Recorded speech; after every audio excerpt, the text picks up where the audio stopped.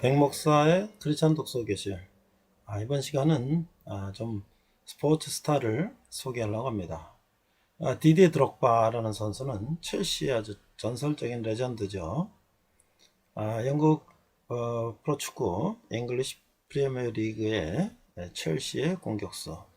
아마 이 당시에 박지성 선수가 맨체스터 유나이티드에서 뛰었기 때문에 동시대에 활약했던 선수라서 우리는 많이 기억하고 있을 겁니다. 그 디디에 드록바가 자서전을 썼는데요. 카미먼트, 헌신이라고 번역을 했습니다. 자, 책 속에는 이렇게 되어 있습니다. 디디에 드록바 자서전 헌신은 현대 축구 최고의 공격수 중 한 명인 드록바가 그의 커리어를 통해 느꼈던 바에 대해 이전에 소개된 적 없는 깊이 있는 통찰을 담고 있다. 독자들은 이 책을 통해 선수가 아닌 살아깊고 세심하고 감정이 풍부한 인간 드록바를 만날 수 있을 것이다. 그 내용들은 더러는 놀랍고 강렬하며 디디에 드록바에 대한 고정관념을 완전히 바꿔놓을 것이다. 여기서 중요한 것이 출판사 서평 중에서 인용을 했는데요. 그는 축구 선수로서의 높은 명성만큼 아프리카 인권에 깊은 관심과 열정을 갖고 있다. 2007년 그는 코트디부아르의 교육과 건강 문제 해결을 위해 디디에 드록바 파운데이션을 설립했다. 유엔 친선 대사이기도 한 그는 2005년에는 코트디부아르 공영방송을 통해 내전을 중지해달라는 호소를 통해서 휴전을 이끌어내며 자국민들에게 또 세계 많은 사람들에게 하나의 아이콘으로 자리 잡았다.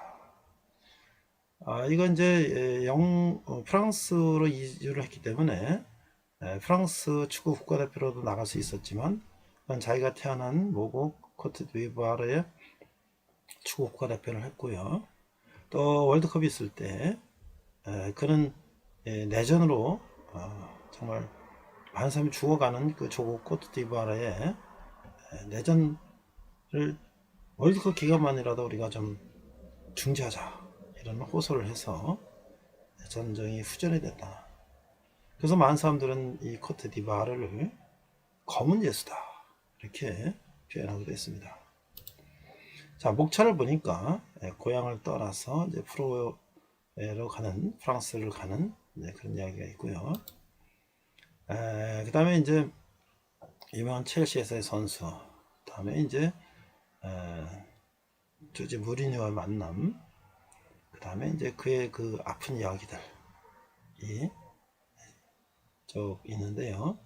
아마 이 스포츠 스타, 정말 아주 스토리가 있는 이 스포츠 스타의 이야기를 한번 읽어보면 재밌을 것 같습니다. 자, 책 속에 보니까 코트디부아르에서 보낸 유년기와 프랑스로 이주해서 보낸 청소년 시절 및 초기 선수 시절이겠는데요. 그 시절 나는 선생님과 따로 노는 시간을 보냈다. 아무도 나와 놀아주는 소년들이 없었기 때문이다.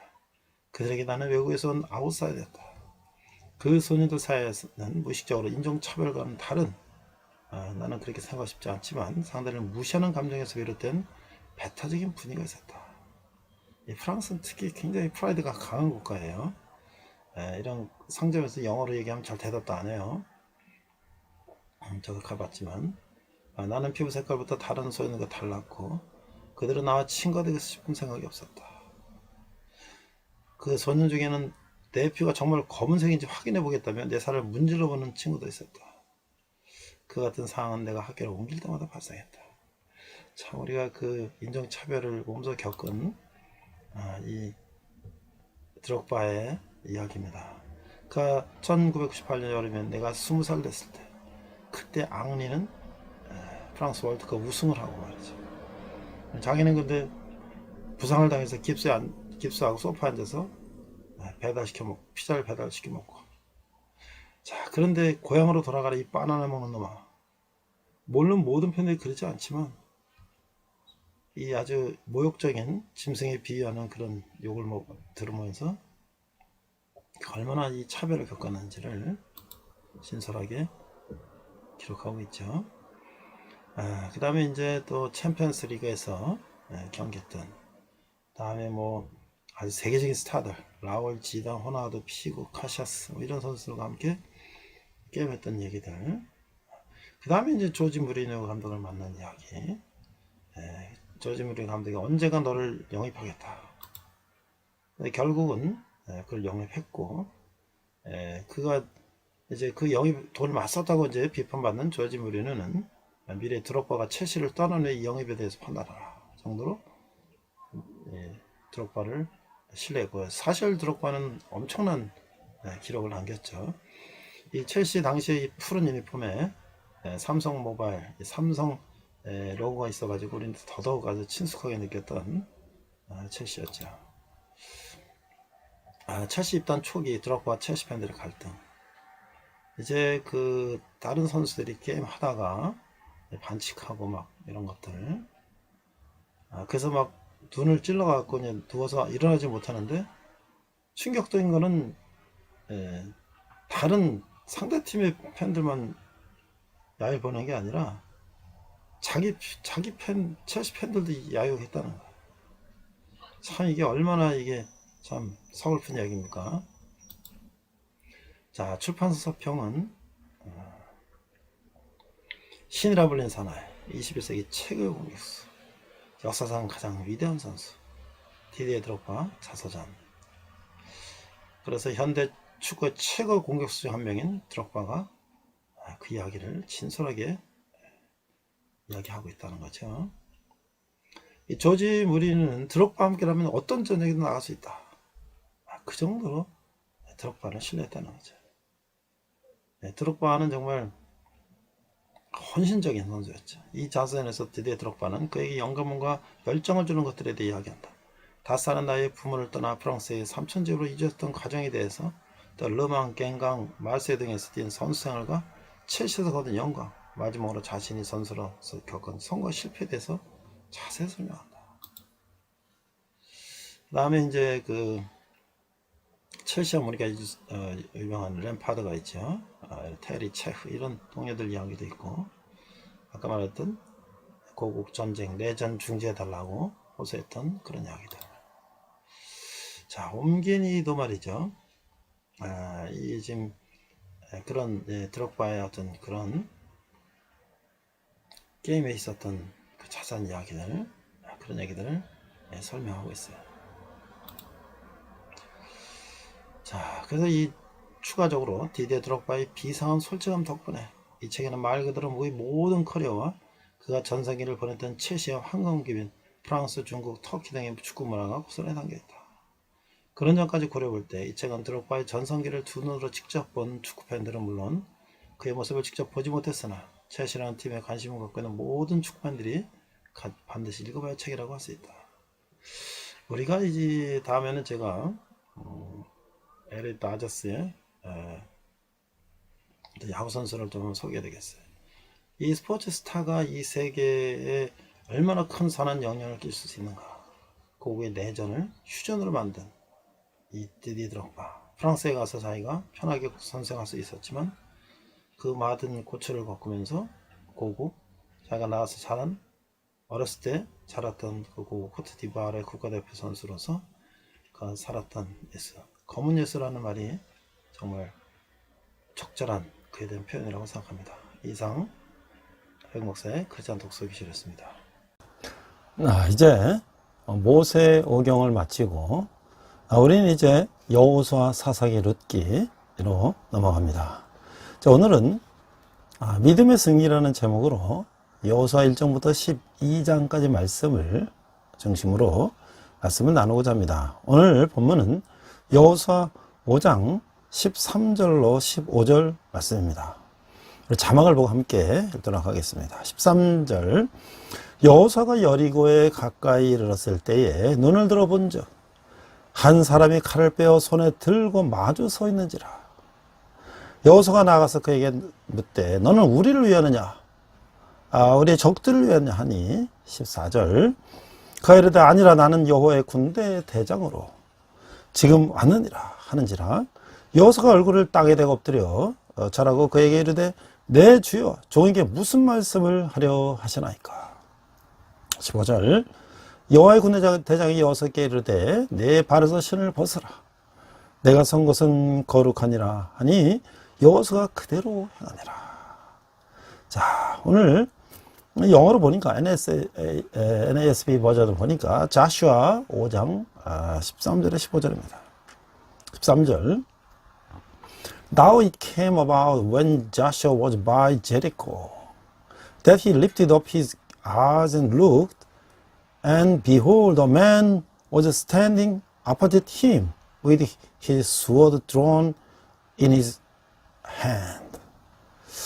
자, and Joshua went to him and said to him, Are you for us or for our adversaries? 아니, 그 14절. And he said, No, rather I indeed come now as captain of the host of the Lord. And Joshua fell on his face to the earth and bowed down and said to him, What has my Lord to say to his servants? 15절. And the captain of the Lord host said to Joshua, Remove your sandals from your feet, for the place where you are standing is holy. And Joshua did so. 이렇게 돼 있어요. 자, 이 줄거리를 우리가 보니까 땅의 정복으로 시작되는 여호수아서는 땅의 분배로 이제 끝을 맺게 되죠. 일단 여호수아는 여호와 하나님이 율법을 묵상하고 지켜 행하여 강하고 담대한 삶으로 가나안을 정복하라는 것을 권면하는 것으로 시작해서 하나님을 택하면 일생의 가장 중요한 선택이라는 권면을 유언으로 남기면서 끝나는 책이죠. 여호수아는 모세의 지도자 자리를 계승해서 BC 약 1406년경 담대하며 율법책을 연구하고 순종하라는 명령을 받았습니다. 새로운 세대가 받은 할례는 언약에 대한 순종을 회복했음을 의미하고 있습니다. 그들은 하나님께서 아브라함과의 언약에서 약속하신 젖과 꿀이 흐르는 가나안 땅을 정복할 준비가 완료되어 그들은 요단강을 건너기 위해 발을 먼저 들여놓자 요단강이 갈라지는 기억을 맛보게 되죠. 땅의 정복한 하나님 나라를 이루기 위한 마지막 단계인 땅의 완성을 위해 전개되는 하나님의 전쟁의 이야기고, 그것은 인간의 전술과 전략에 의한 승리가 아니라 하나님의 전술과 전략에 의한 전쟁의 이야기라는 거예요. 이 여호수아는 직접 나가서 전쟁하는 게 아니에요. 여호수아는 나가면 하나님께서 이기게 해주신다는 거예요.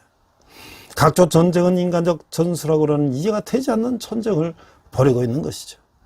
그러나 인간은 여전히 자기 중심성을 앞세워서 여기 인간의 뜻을 세움으로써 실패하는 모습을 보이게 되는 거예요. 여러분, 하나님의 전수로 이기지만 아간이 전리품을 취하지 말라는 명령을 어겼기 때문에 아이성을 공략하는 시도는 실패하고 말았습니다. 아간과 그의 가족을 벌한 후에 아이성 공략은 성공하고 에발산에서 율법을 읽고 언약을 새롭게 하게 되는 것이죠. 정복한 땅을 각 지파별로 분배하지만 이스라엘은 가나안을 완전히 정복하는 데 실패하고 이것은 이스라엘 역사의 비극의 씨앗으로 품게 되는 것이죠. 이 비극은 사사기에서 당장 나타나게 되는데 점령은 했지만 정복은 하지 못했기 때문이라고 하는 것이죠. 자, 첫 번째 여호수아의 모형론적 의미, 가나안이 천국인가 하는 얘기예요. 가나안이 흔히 천국에 비하를 하고 있죠. 애굽의 노예 시절은 불신이시기요, 홍해를 건넌다는 것은 세례를 받아 이제 신자가 되는 것이고, 광야 생활의 현세를 살아가는 삶이요, 요단을 건너는 것은 죽음을 의미하고, 가나안에 들어가는 것은 천국에 들어간다는 거예요. 그 찬송가에도 며칠 후 요단강 건너가 만나리 이렇게 하고 있습니다. 그러나 이 호주 신학자는 그의 저서에서 성경 탐구에서 여호수아 편에서 가나안이 천국에 비유할 수 없는 이유를 설명하고 있어요. 가나안은 투쟁하여 정복할 대상이라는 거예요. 이스라엘이 광야에 있을 때는 거의 전투가 없었어요. 그 광야는 정복과 점령의 대상이 아니었다고 하는 것이죠. 그러나 가나안에 이르자 곧 그 땅을 정복하고자 전투를 벌이는 모습을 우리가 보게 되는 거예요. 그래서 가나안의 평안을 누리는 천국의 모습을 보여준 것이 아니라는 것이. 히브리서 3장과 4장을 자세히 읽어보면 가나안은 오히려 광야를 불신시대로 보고 요단강을 건너물 세례로 보며 가나안은 성도들이 점령하고 정복해야 할 젖과 꿀이 흐르는 복된 땅이라는 것이에요. 그 에베소 6장에 영적 전쟁이 있는 곳이기 때문이라고 하는 것이죠. 가나안이 우리가 들어갈 천당격인 천국이라고 본다면 기독교 신앙은 그 피안의 세계, 그 너머의 세계에만 통경하는 현실 도피적인 신앙일 수밖에 없다는 거예요. 하나님 나라를 이루기 위한 영적 싸움에서 이겨야 얻어질 것이 바로 가나안 땅이라고 하는 것이죠. 자, 이제 땅의 정복이 이제 시작되는데요. 여호수아 1장 12절에 보니까 이 여호수아의 등장, 요단강을 건너서 가나안을 정복하는 이 전쟁을 보면 여호수아서는 이상한 전쟁 얘기가 아니라 땅의 분배에 관한 이야기다는 거예요. 13장 21장 땅의 분배 얘기가 나오고 있죠. 자, 너희가 쫓아낼 민족들이 그들의 신들을 섬기는 곳은 높은 산이든지 작은 산이든지 푸른 나무라든지를 막론하고 그 모든 것을 너희가 파멸하며. 우리가 신명기에서 다 읽었죠? 이 땅은 구약에서 굉장히 중요한 것이라는 거예요. 땅을 주신 가장 큰 이유는 하나님이 나라를 회복하여 우리의 하나님 되시기를 원하시는 하나님의 꿈을 이루시는 거라는 거예요. 그래서 창세기 10장 8절에 보니까 내가 너와 네 후손에게 내가 거류하는 이 땅 곧 가나안 온 땅을 주어 영원한 기업이 되게 하고 나는 그들의 하나님이 되리라. 두 번째는 이 진멸하라는 게 뭐냐. 여기서 하나님의 명령의 그 윤리성에 대해서 우리는 어떻게 대답하나. 자, 진멸하라. 이 명을 들으면 사람들은 사랑의 하나님이 어떻게 이렇게 잔인한 명령을 내릴 수가 있는가 하고 의아하게 생각할 수가 있죠. 또 그것 때문에 이 시험이 된 사람도 있어요. 심지어 유명한 철학자 한 사람은 이걸 가지고 아주 잔인한 하나님이다 이렇게 표현하고 있는데, 글쎄요, 이 성경 전체의 맥락을 보면 그런 단순한 생각을 넘어서는 것이죠. 신명기 20장 16절 18절에 보니까 16절 오직 내 하나님 여호와께서 내게 기업으로 주시는 이 땅 민족들의 성읍에서는 호흡 있는 자를 하나도 살리지 말지니. 17절 곧 헷 족속과 아모리 족속과 가나안 족속과 브리스 족속과 히 족속과 여부스 족속을 내가 진멸하되 내 하나님 여호와께서 내게 명령하신 대로 하라. 18절 이는 그들이 그 신들에게 하는 모든 가증한 일을 너에게 가르쳐 본받게 하여 너희가 너희 하나님 여호와께 범죄하게 할까 함이니라. 자, 이 하나님의 통치를 온전하게 회복하기 위해서 이 족속은 완전히 제거되어야 한다는 거예요. 하나님의 나라를 이어갈 하나님의 백성은 결코 섞이면 안 되기 때문이라는 것이죠. 다 섞여서 두루뭉실해지면 하나님이 아닌 잡종의 신으로 바뀌고 하나님은 없어져 버린다고 하는 거예요. 결국 이스라엘은 그 진멸을 실패하게 되죠. 자, 가나안 지도를 보면 이 가나안, 히위, 여부스, 아말렉, 그나스, 헷 족속 등이 잡다한 부족들이 이 사는 땅이에요. 이스라엘 사람들이 이들과 섞이지 않고 하나님 나라를 세우기 위해서는 이들을 진멸하는 길밖에 없다고 하는 것이에요. 이 부분을 잘 이야기해서 우리는 당시의 이 상황을 봐야 된다고 하는 것이죠. 이때 가나안 지방의 이방 문화, 특히 바알 종교로 인한 이 성적 문란과 타락상은 하나님의 기준으로 볼 때 거의 노아의 홍수 이전의 상태와도 같았다는 사실을 우리가 기억하면 왜 하나님이 철저하게 제거하라고 명하시는지를 우리가 이해할 수가 있다고 하는 거예요. 이 문제를 인간적 관점에서 보면 하나님이 인간 청소를 하는 아주 잔인한 하나님으로 우리는 인식할 수가 있어요. 왜냐하면 인간적 관점에서 인간의 우주 최고의 가치이고 만물의 영장이기 때문에 그런 인간을 진멸하는 것은 잔인한 인종 청소 같은 것이라고 하는 것이죠. 그러나 하나님의 관점에서 보면 죄를 범한 인간은 그 존엄성을 상실한 존재이고 그는 오히려 짐승보다 못한 난폭하고 잔인한 존재라고 하는 것이에요. 이런 측면에서 하나님에게는 사람의 생명보다 더 중요하게 여겨야 할 가치는 하나님의 이름이라고 하는 거예요. 이러면서 이것은 그들이 하나님의 백성이 아니기 때문에 다 진멸하는 것이 아니고, 그들은 우상을 숭배함으로써 하나님 이름을 더럽히는 자요, 또한 그들의 창조주이시기도 한 하나님은 그들을 제거하고 심판하실 권한을 갖고 계신 분이심을 우리는 알아야 한다는 것이죠. 하나님 입장에서 그 땅의 주인은 가나안 주인이 아니고 하나님이시라는 사실을 우리가 알아야 되고, 그래서 진멸하를 이해하는데 중요한 요소가 된다라고 하는 것이죠. 가나안 정복은 또한 창세기 15장 16절에서 약속한 가나안 땅의 아모리 족속의 죄를 심판하신다는 그 예언이 실현하는데, 이스라엘은 진멸하지 못함으로 하나님의 심판을 피하지 못하는 결과를 초래하게 되었다고 하는 것이죠.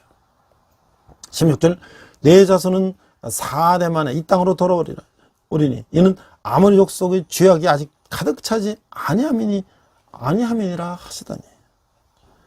이 또 이제 문헌들이 발굴되다 보면 이 고대 사회의 땅의 소유권은 부족들 간의 전쟁, 즉 신들의 전쟁을 수행하는 일환으로 치르는 전쟁을 통해 바뀐다는 사실을 우리는 알아야지 이 상황을 이해하는 데 도움이 된다고 하는 거예요. 고대에서는 땅의 주인이 바뀌면 그 땅의 거주물을 또 잔인하게 바꾸는 거예요. 그래서 하나님은 당시 방법으로 땅의 주인을 바꿀 수밖에 없었다고 하는 거예요. 하나님은 그 땅의 주인이시기 때문에 하나님의 방법으로 바꾼다고 하는 것이죠.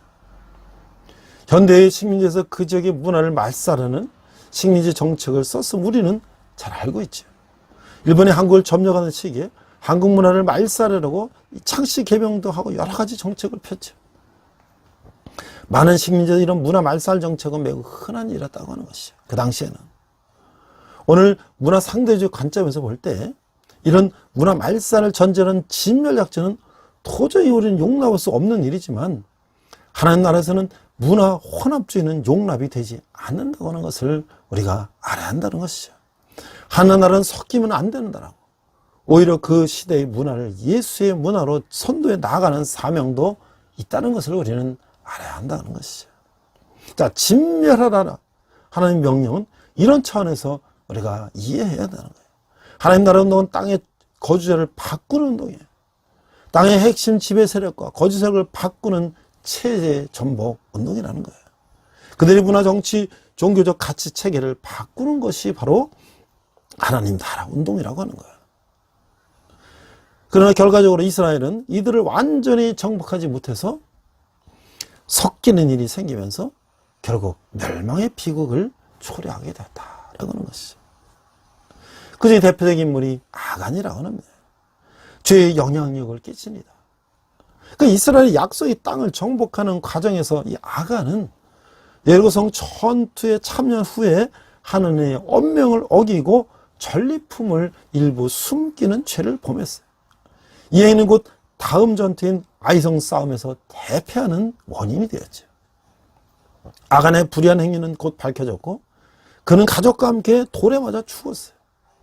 아간 개인이 이스라엘 안에서 어떤 지도자적 역할을 했는지는 분명하지 않지만, 그러나 아간 사건은 지도자가 큰 성공과 승리 뒤에 얼마나 쉽게 유혹에 넘어갈 수 있는지를 보여주고 있다고 하는 것이죠. 우선 지도적 이치인 한 팀을 이루어 사역하게 되는 이들은 하나님의 역사의 저 뜻을 가로막고 있는 사람이나 이 사건이 없는지를 늘 분별해야 한다라고 하는 거예요. 그리고 비록 이 어려운 과정일 수 있지만 그것을 뽑아내는 과정을 수행해야 한다고 하는 것이죠. 아간이라는 한 구성원이 많은 사람을 죽음으로 몰아간 것을 기억하고 작은 물결과도 같은 파장이 큰 파도로 확산되기 전에 철저한 죄의 제거가 필요한 경우가 있다는 것을 숙지해야 한다는 것이죠. 둘째, 한 사람의 잘못이 공동체에 지대한 영향을 미치듯 한 지도자의 보이지 않는 죄가 자신뿐 아니라 공동체에도 큰 영향을 미친다는 사실을 우리는 기억해야 하는 것이죠. 지도자는 많은 사람들을 오랫동안 속일 수가 없어요. 멀리 떨어져서 우러러 보게 하는 카리스마적 지도자력은 그 영향력에 있어서 구체적이지도 지속적이도 못하다고 하는 것이. 여전히 연약한 모습에도 불구하고 자기 안의 죄를 즉시 알아차리고 먼저 제거하기를 힘쓰는 진실한 지도자야말로 가장 큰 영향력을 끼칠 수 있다고 하는 거예요. 사실 영적 지도력은 본질이 칼이기 때문에 전술이 있는 것이 아니라 영적 순결에 있기 때문이라고 하는 것이죠. 자, 이 한 사람의 리더가 어떻게 세상을 변화시키는가? 저는 이제 디디에 드록바라고 하는 이 선수를 한번 찾아봤어요.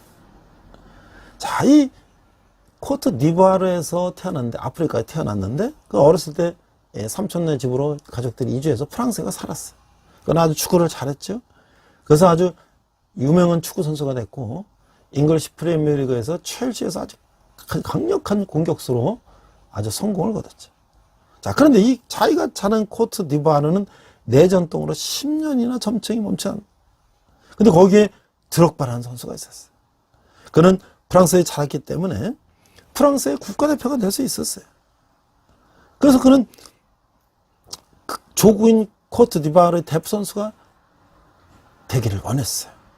그래서 드록바를 중심으로 활약을 해서 2006년에 독일 월드컵 진출이 확정됐어요.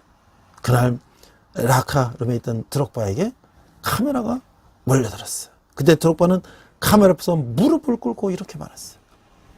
여러분, 월드컵 때문이라도 무기를 내려놓읍시다.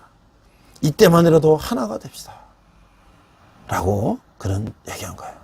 이 장면이 아프리카 전역에 생방송으로 나가자 하루도 멈추지 않던 내전이 일주일간 멈추는 기적이 일어났던 거예요. 2007년 10월 10년간이나 지속되던 코트 디부아르 내전이 종료가 됐어요.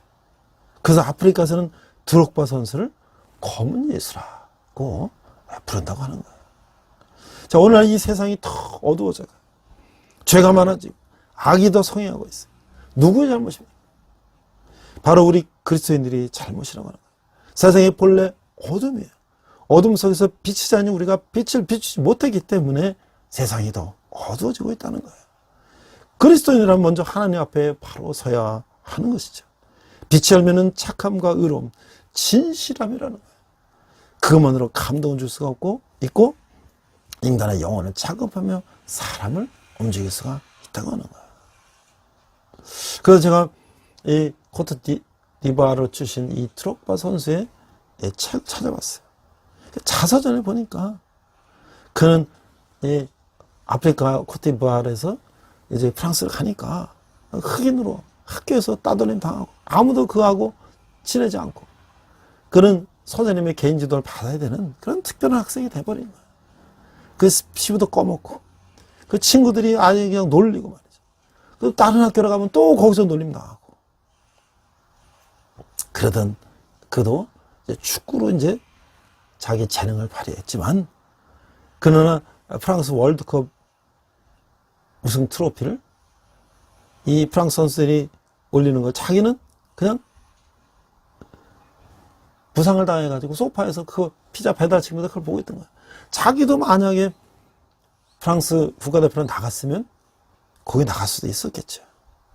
그러면서 계속 이 바나나 먹는 놈아 고향으로 돌아가라 이렇게 막 팬들이 욕하고 하는데 그런 어려움을 그는 겪어 나갔다는 거예요. 그래서 그는 이제 군소 구단에서 열심히 해가지고 마르세유 갔고 그것도 챔피언스 리그 가서 그 뭐 레알 마드리드 이런 팀들하고 게임을 하면서 거기에는 뭐 라울, 지단, 호나우도, 피고, 뭐 카시아스 아주 쟁쟁한 선수들과 함께 경쟁을 벌이고 자 그랬는데 거기서 유명한 감독이 앞으로 너를 스카우트하겠다. 그런 이제 경지까지 올라가게 된 거죠. 그렇지만 그는 이제 첼시에 가서도 여러 가지 상대편 선수의 그 반칙과 그런 아주 비슷한 행위에 다치기도 하고 말이죠. 그런데 오히려 우리 팬들이 드록바를 야유하는 거야. 상대편이 야유하면 모르겠는데, 예, 얼마나 이 무시를 당했는지 알 수가 있죠. 그런 드록바가 검은 예수가 되기까지 얼마나 그런 고난을 이겼는가. 오늘 여호수아를 보면서 저는 그 여호수아의 그 마음을 가지고, 강하고 담대한 마음을 가지고 그 축구 선수로서 한 국가의 그 위기 상황을 정면으로 열정을 가지고 도전했던 한 인물을 이제 살펴봤던 것이에요. 자, 이제 여호수아 5장 13절에 15절에 보니까 여호와의 군대 장관이 나와요. 여호수아가 이제 신발을 벗고, 이제 오늘 본문에서 봤죠? 자, 13절, 여호수아가 여리고에 가까이 이르렀을 때에 눈을 들어본 적 한 사람이 칼을 빼어 손에 들고 마주 서 있는지라. 여호수아가 나가서 그에게 묻되 너는 우리를 위하느냐 아니면 우리 적들을 위하느냐. 14절, 그가 이르되 아니라 나는 여호와의 군대장으로 지금 왔느니라 하는지라. 여호수아가 얼굴을 땅에 대고 엎드려 절하고 그에게 이르되 내 주여 종에게 무슨 말씀을 하려 하시나이까.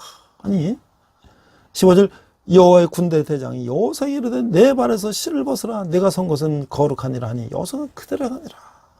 자, 이 모세가 하나님 앞에서 신발을 벗었던 것 같이 하나님께 모든 권한을 포기한다는 거예요.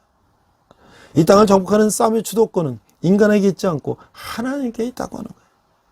이 하나님이 주신 약속의 땅을 정복하는 전쟁은 하나님 직접 수행하시는다는 뜻으로 하나님은 여호수아를 인간 사령관으로 활용할 뿐 그 전쟁을 지휘하는 총사령관은 하나님의 군대 장관이 그를 파송했다는 거예요.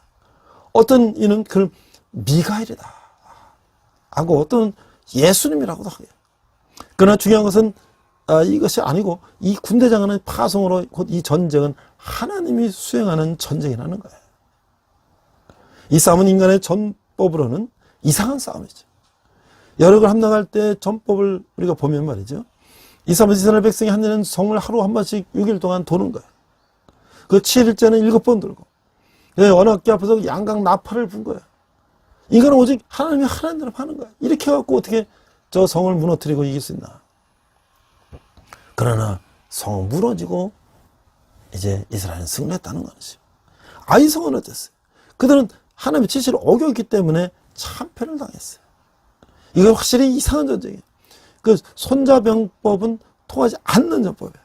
이 전쟁에서 중요한 구절은 9장 14절. 무리가 그들의 양식을 채거는 어떻게 할지를 여호와께 묻지 아니하고, 여기서 바로 여호와에 묻지 아니하고 하나님 뜻을 무시하고 인간의 생각으로 해결하는 자세가 바로 이 전쟁에 이기고 짐의 관건이라 하는 거예요. 시편 1절에서 8절 보니까 6절, 여호와께서 자기의 기름 부음 받은 자를 구하시는 줄지에 내가 하노니 그의 오른손에 구원하는 힘으로 그의 거룩한 하늘에서 그에게 응답하시리로다.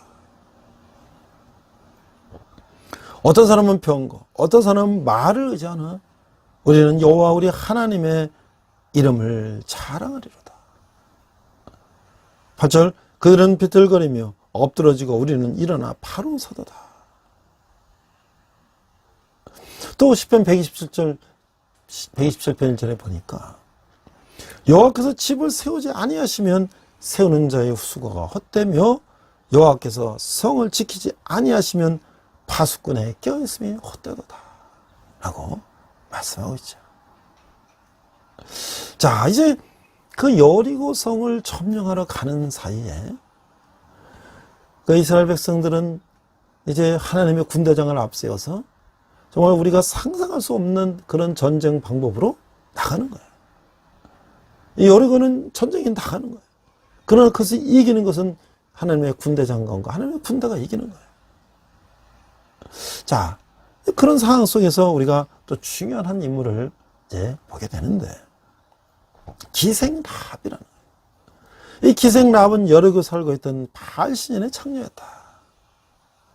이게 우리가 이방 종교에 대해서 하나님이 진멸하라고 하는 것은 그들이 단지 오늘날 같은 타 종교처럼 그냥 우상을 숭배하는 정도로 끝나는 것이 아니라 그 우상 숭배하는 행위 속에는 인간의 인륜을 저버리는 그런 타락된 문화가 있다고 하는 것이죠. 그래서 우리가 지금 뭐 아주 신전이 그냥 절만하는 게 아니라 그 우상들 앞에서 음란한 행위를 하면서, 그래서 우상이 그 음란한, 인간들의 음란한 행위를 보고 우상도 또 이제 그런 행위를 해서 자손을 많이 낳고, 그래야지 우리가 이제 풍요하고 농사 잘 짓고 이제 풍족하게 곡식을 거둘 수 있다. 이런 논리로서 그들은 그들의 신전에서 음란한 행위를 하는 거예요. 거기에는 많은 여인들이 받쳐져 있는데, 그 여인들은 그 음란한 이제 신전의 제사에서 많은 남성들에게 성적인 행위를 제공하는 그런 여인들이었다는 거예요. 여기도 이제 이 기생 라합도 그런 이제 여인 중에 하나였다는 거예요. 그래서 이 라합은 그 성행위를 맡고 있는 그런 여인이었다. 그래서 아마 이스라엘 군대가 가나안 땅으로 진격해 오는 것을 소문을 들었겠죠. 왜냐하면 이 40년 동안 이제 광야 이 사막을 통해서 오는데 그 소문이 안 전해졌겠어요. 그 당시에도 많은 사람들이 낙타를 타고 이집트를 가고 와고 했을 테니까. 그러나 이미 이스라엘 군대가 가나안 땅을 들어오고 있다. 들었어요. 그 군대는 여호와의 군대고, 여호와가 그 이스라엘을 통해서 행하시는 일들을 전해지는 소문을 듣고 있었다고 하는 것이죠. 여호수아가 여리고를 함락하기 위해서 정보를 수집하려고 정탐꾼을 보냈을 때 이들이 이 기생 라합을 만난 것이죠. 라합은 이미 여호와에 대해 듣고 있었기 때문에 이제 여호와의 군대가 여리고를 함락시키는 것을 이제 판단이 섰어요. 그 라합은 고뇌받았죠. 우리 이 조국을 위해서 해야 되냐? 아니면 이 새로운 이 민족을 위해서 해야 되냐? 그 기로에 섰어요. 이럴 때 이 어떻게 선택을 하느냐? 참 어려운 일이죠. 이럴 때로서 선택이 좀 언제나 바른 믿음이 있어야 된다. 라합은 여호와를 선택했어요. 그것은 그녀 일생에서 가장 큰 귀한 선택이었다.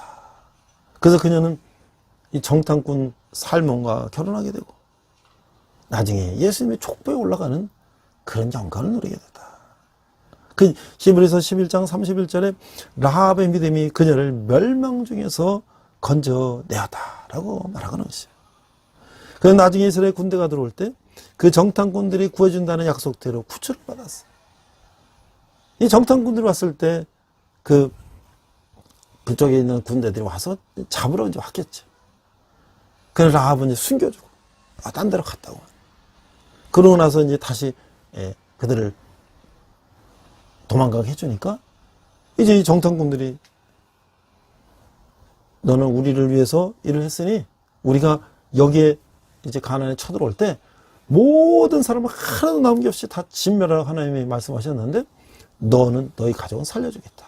그래서 붉은 줄을 2개를 내려놓으면 우리 모든 이스라엘 군대에게 그 집인이 가정 있는 사람들은 살려주려 하겠다. 그래서 결국은 그녀는 이제 구원을 받았어요. 그리고 이제 살몬이라는 유다 집에서 살몬의 사람과 결혼함으로써 보아스를 낳게 되고, 보아스는 우리가 이제 사사기에 할 룻과 결혼하게 되고, 또 오벳을 낳고, 오벳은 또 이새를 낳고, 이새는 다윗을 낳게 되는 거예요.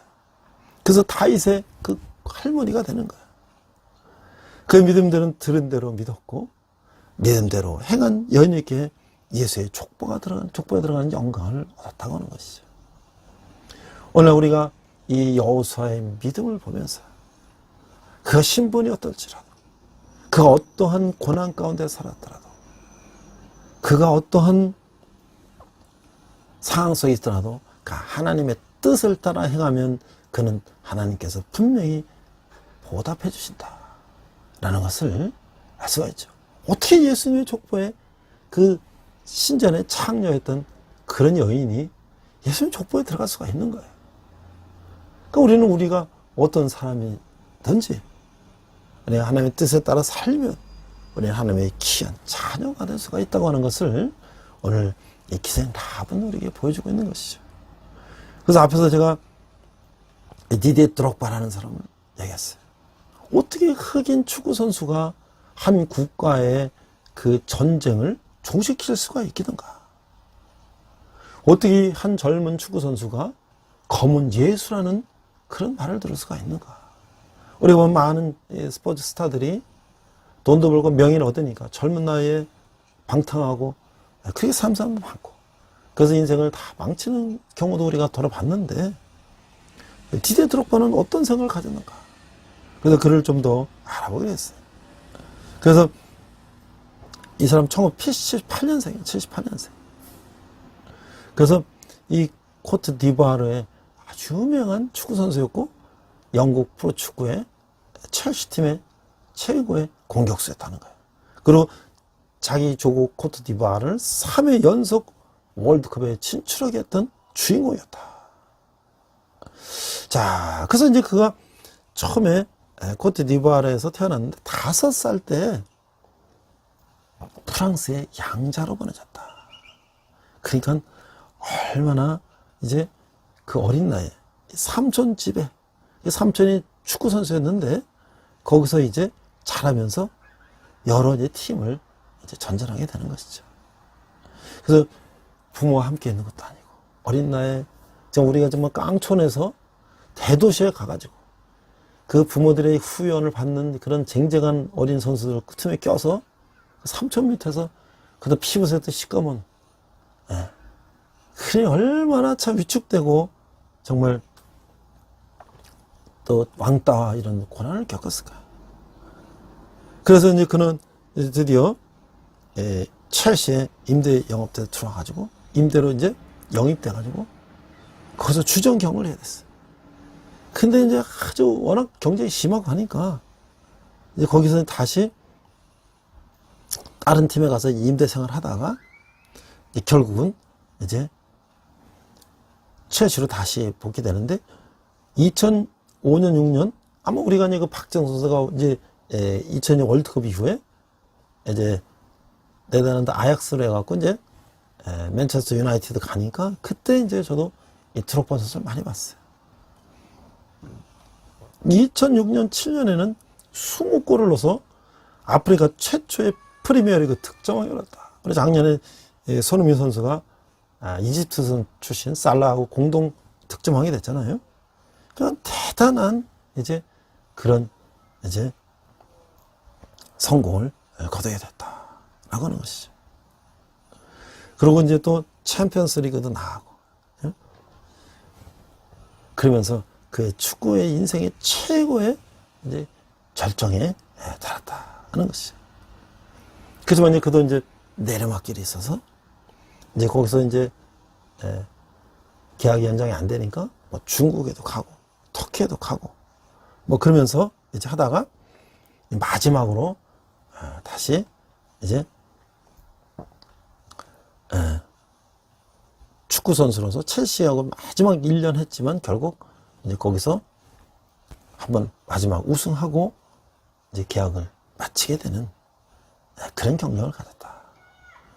그래서 이제 또 그런 국가대표로서 이 월드컵에 이제 나가고 또 많은 이제 월드컵에 성공을 거두게 되고 자기 팀이 이제 월드컵에 3회 연속 나가게 되고 그 다음에 이제 그 독일 월드컵에 나갈 때 그가 자기 고국 내전으로 한 사람 죽어가고 서로 싸우고 하는 그 10여 년간 이어지는 내전에 우리가 월드컵 나가는 기간만큼만 우리가 휴전하자. 그래서 결국은 이제 그것이 이루어지고 그 후에 정말 그 10여 년 동안에 길었던 내전이 종식이 됐다라고 하는 것이죠. 오늘 저는 이 여호수아 강하고 담대하라 하나님의 말씀을 그대로 따라서 전쟁에 나갔던 여호수아나 그 수많은 그 차별과 인종 차별을 겪고도 성공으로 갔고 또 그것을 끝난 것이 아니라 그 나라에도 큰 영향을 끼친 그 드록바를 보면서 그 리더는 어떤 사람이어야 되는가. 이 탁월한 리더는 하나같이 자기 일에 대해서 용암처럼 솟구치는 열정이 있었다. 이 열정이라고 하는 것은 어떤 일에 대한 불같은 헌신적인 마음을 말한다. 이 열정은 가슴 깊은 곳에 새겨져 있는 어떤 분명한 목적의식에서 나온다. 그러나 이건 정의로워야 된다. 정의로워야 된다. 이 히틀러는 그 목적과 열정을 가졌지만 그 뒤틀려서 게르만민족 우월성을 주장하면서 유대인과 600만이라는 유대인과 많은 이 러시안들 또는 2차 세계대전에서 많은 유럽인들을 죽게 만들었다는 것이죠. 당연히 독일 사람들도 많이 군인들을 비롯해 많이 죽게 됐죠. 자, 열정 다음에 중요한 뭐냐면 바른 방향이다. 원래 열성을 지속적으로 유지시키는 것은 승리다. 조금씩 성취를 경험하고 승리를 체험해 좀 신나서 일하게 된다. 지속적인 승리는 끈질긴 노력의 산물이다. 리더의 전문 분야에서 최고가 되기 위해서 근무 시간에도 끊임없이 자신을 가다듬는 사람이 그런 사람들이다. 열정은 그 형극의 용광. 형극이 뭐예요? 가시나무 막 가시 찔리고 피나고 그러한 용광로를 거쳐서 재련이 된다. 그런 가시나무에 막 걸리면서 그것이 성품이나 그의 모든 것이 걸러지지 않으면 사고 칠 수가 있죠. 그래서 사실 리더의 열정은 수많은 유혹과 핍박을 견뎌내며 깊은 고뇌와 묵상을 거치는 그 연단의 과정, 따가운 모래를 품는 마음으로 아픔으로 진주를 만들어내는 그 조개의 몸부림과도 같은 과정을 통해서 나온다라고 하는 것이죠. 그런데 고통 속에도 절망하지 않는 이 열정은 하나님이 나와 함께 하심을 확신하기 때문이라고 하는 것이죠. 불가능한 난간 앞에서도 하나님의 지도자는 그 상황 속에서 계시는 하나님의 임재를 본다고 하는 것이죠. 그러면 우리는 무모한 모험을 하는 것이 아니라 믿음대로 행해야 된다는 것이죠. 약속의 땅에 들어가기 전 긴장하고 있는 새 지도자 여호수아에게 하나님은 두려워 말라. 내가 너와 함께 하기 때문이다. 라고 말씀하신 것이에요. 리더가 두려워하는 것은 문제가 어려서기보다는 무적의 하나님이 내 편이시라는 확신이 약하기 때문이라는 것이죠.